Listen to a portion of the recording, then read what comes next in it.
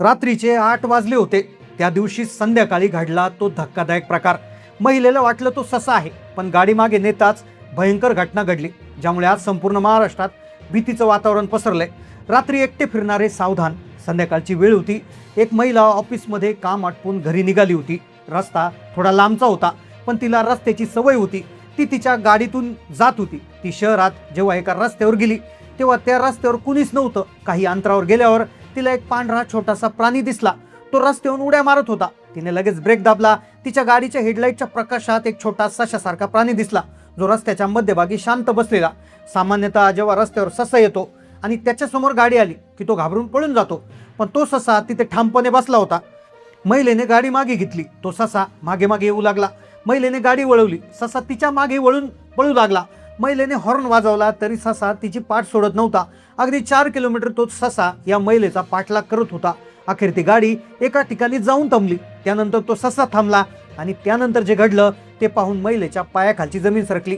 एक धक्कादायक प्रकार संपूर्ण महाराष्ट्रात व्हायरल झालाय. लोकांना प्रश्न पडलाय की खरंच तो ससा होता का, आणि मग जर तो ससा होता तर तो 4 किलोमीटर गाडी मागे का लागला, आणि त्यानंतर तो थांबल्यानंतर असं काय झालं की ज्यामुळे देश हादरला. मग तो ससा होता की सशाच्या स्वरूपात आलेला एखादा आत्मा होता, असे प्रश्न आता लोकांना पडले होते. जेव्हा हा व्हिडिओ व्हायरल झाला तेव्हा रस्त्यावरच्या सीसीटीव्ही कॅमेऱ्याचा व्हिडिओ चेक करण्यात आला. तेव्हा त्या सीसीटीव्ही व्हिडिओमध्ये जे दिसलं ते पाहून संपूर्ण देश हादरलाय. मग खरंच तो ससा होता की दुसरंच काहीतरी? त्या रात्री काय घडलं? 4 किलोमीटर त्या सशाने पाठलाग कसा काय केला? काय आहे याच्या मागचं सत्य? चला जाणून घेऊया या घटनेचा संपूर्ण सविस्तर रिपोर्ट.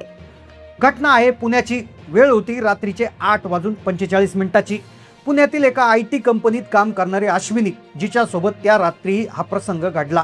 संपूर्ण देशाला हादरा बसवणारी घटना, जेव्हा एक ससा 4 किलोमीटर एका महिलेच्या पाठीमागं तिचा पाठलाग करत होता. त्यानंतर जे घडलं त्याने या व्हिडिओची चर्चा सुरू झाली. खरं तर तो दिवस सामान्य होता, पण रात्री ही घटना घडली. त्यानंतर दुसऱ्या दिवशी सीसीटीव्ही चेक करण्यात आले, तेव्हा सीसीटीव्हीत तो ससा नव्हता, तर त्याऐवजी दिसलं. त्याने सगळा देश हादरला. IT कंपनीत काम करणारी अश्विनी, जिचं वय 29 वर्ष.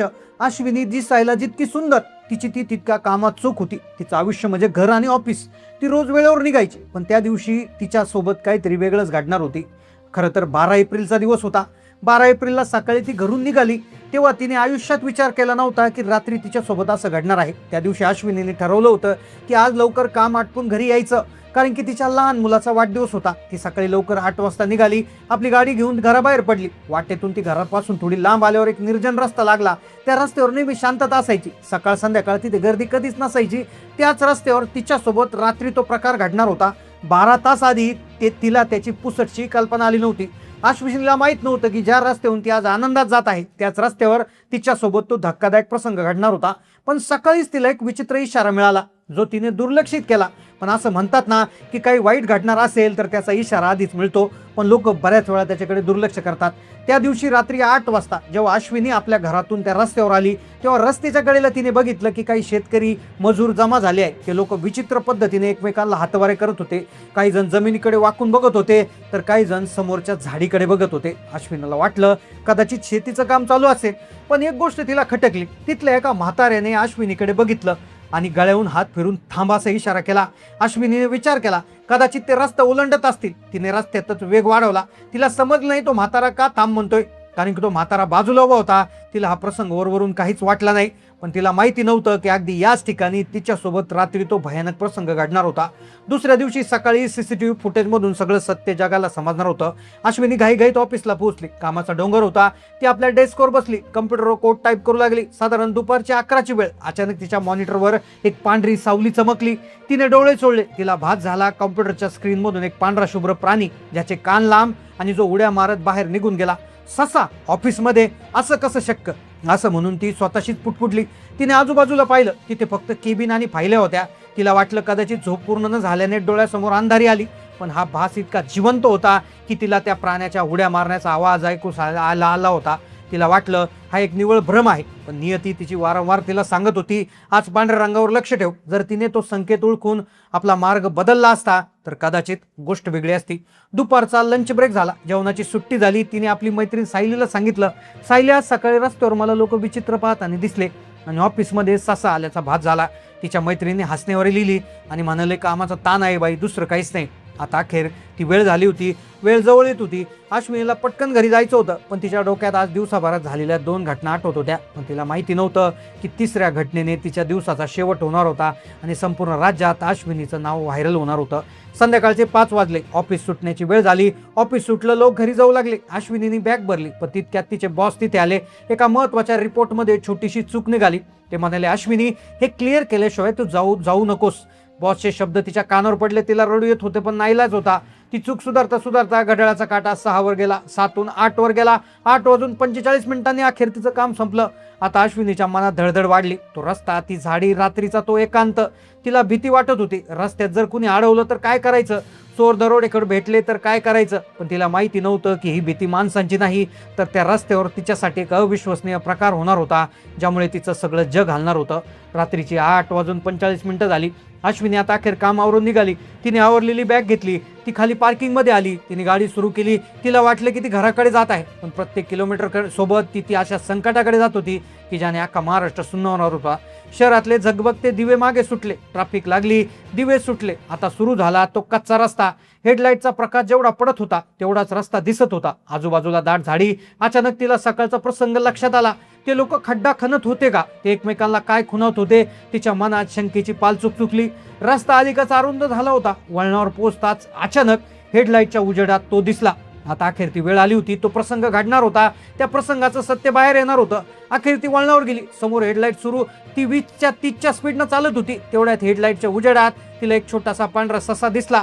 तो रस्त्याच्या मधोमध येऊन बसला होता. अश्विनीने ब्रेक दाबला. तिने हॉर्न वाजवला, ओरडली, पण ससा हल्ला नाही. उलट तो तिच्याकडे अशा नजरेने बघत होता जणू तिला काहीतरी सांगायचं होतं. अश्विनीची भीती वाढली. तिने गाडी मागे घेतली. ती जेवढी गाडी मागे घ्यायची, ससा तेवढाच तिच्या जवळ यायचा. अखेर ती कंटाळली. गाडीतून उतरणार तितक्यात तिच्या समोर अंधारात काहीतरी चमकताना दिसलं.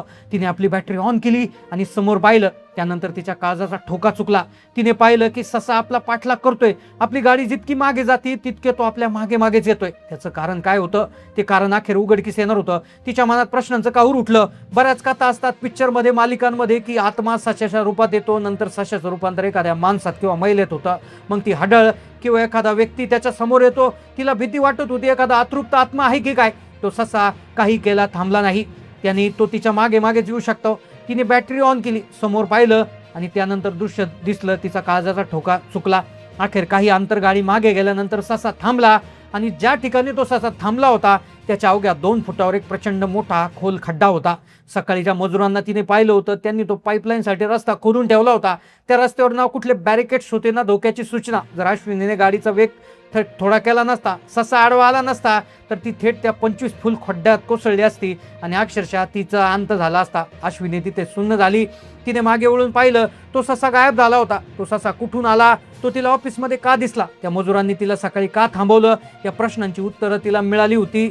तिने ही गोष्ट घरी पोहोचल्यावर सांगितली तेव्हा सगळ्यांच्या अंगावर काटा आला. हा केवळ योगायोग नव्हता, तर एक दैवी संरक्षण होतं. आज अश्विनी सुरक्षित आहे, पण त्या रात्री त्या सशाची आजही तिच्या मनात जिवंत आहे. तर प्रेक्षकांनो, ही होती थरारक घटना. त्या रात्री त्या महिलेसोबत जे घडलं ते ऐकल्यावर आजही काटा येतो. पण आता सगळ्यात महत्त्वाचा प्रश्न, तुम्हाला काय वाटतं? तो एक योगायोग होता की त्या प्राण्याच्या रूपाने आलेली एखादी दैवी शक्ती? निसर्गात अशा अनेक गोष्टी आहेत ज्याचं उत्तर विज्ञानाकडे नसते. कधी तुमच्यासोबत किंवा तुमच्या ओळखीसोबत असा अनुभव घडला आहे का जिथे एखाद्या मुक्या जीवाने जीव वाचवला? तुमचं मत, तुमची घटना नक्की कमेंटमध्ये कळवा, कारण तुमच्या प्रत्येक कमेंटमुळे आम्हाला अशा नवनवीन आणि सत्य घटना शोधायला प्रेरणा मिळते. जर ही माहिती, हा व्हिडिओ आवडला असेल तर लाईक करा. तुमच्या मित्रांना, परिवारांना शेअर करायला विसरू नका. कदाचित ही माहिती कोणास तरी जीव वाचू शकते.